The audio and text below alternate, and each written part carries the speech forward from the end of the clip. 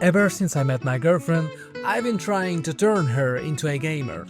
We started playing Minecraft, then some multiplayer games like Repo or Split Fiction, and then she jumped onto playing games by herself.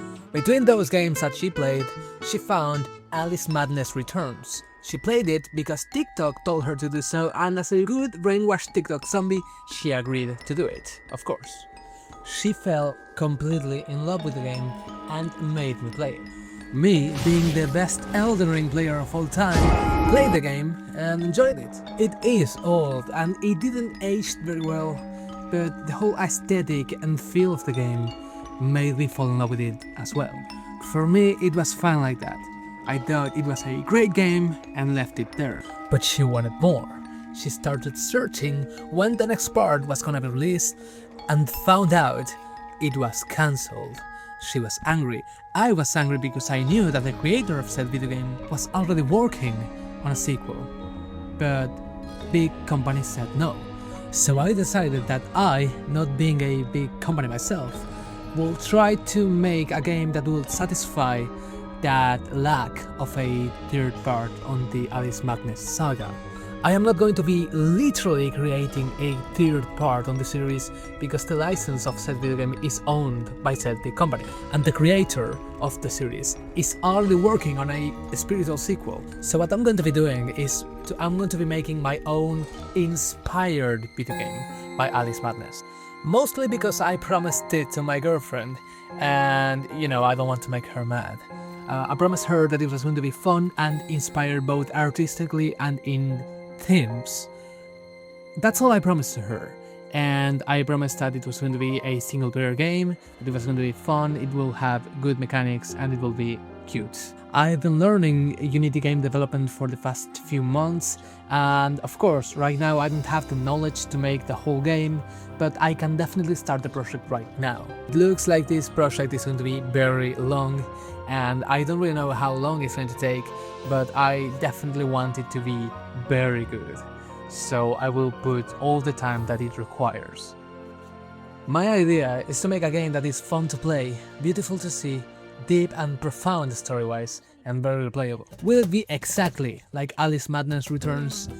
If you want all games to be the same, then I am sorry to disappoint you, but no. The game will not be taking part in that universe, it will be inspired by that universe, but the story and mechanics will be my own approach at making a game like that.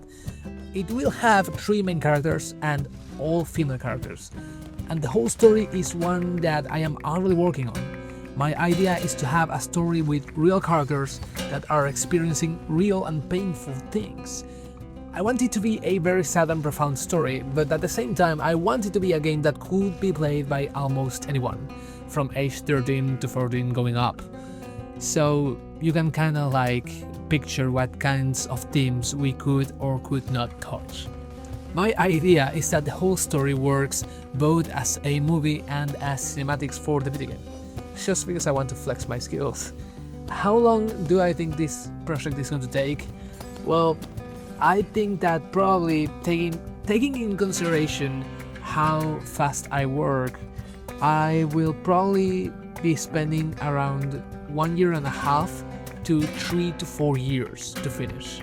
My idea is to have maybe 10 to 15 hours of gameplay and maybe 1 hour and 30 minutes of cinematics. I don't want to make a very long story.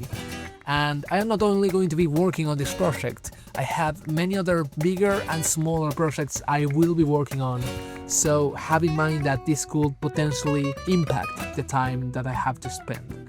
But, I will be making videos about this project through the whole time of development, so you will be able to see how long is it going to take me to finish it. So, what am I hoping for and what are my inspirations? I am hoping to make a game so good it could lift the torch and the spirit that Alice Madness created, and continue making single-player games that are both entertaining and accessible to all players. Because one of the things, and I'm talking about technical accessibility here, one of the things that bother me about the modern industry of video games is how much the industry has abandoned the concept of optimization. recently I played Resident Evil 9 Requiem, and that game is really well optimized, and my PC could handle it, and my PC is really bad. I mean, for real, I am really in old hardware right now. And that's one of the things I love, when video games, modern video games, actually take the time to optimize their video game in order to work on old hardware. That is one thing that I really want to put in all of my games.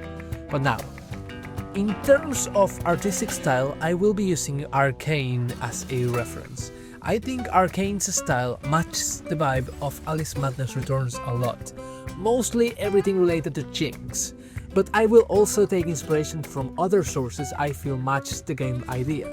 For example, one short film I really take in consideration for the art of this video game is the beginning of Resident Evil 8, because that tale is completely told in a such artistic and dark way that I really take inspiration from that to what I want to put onto this game.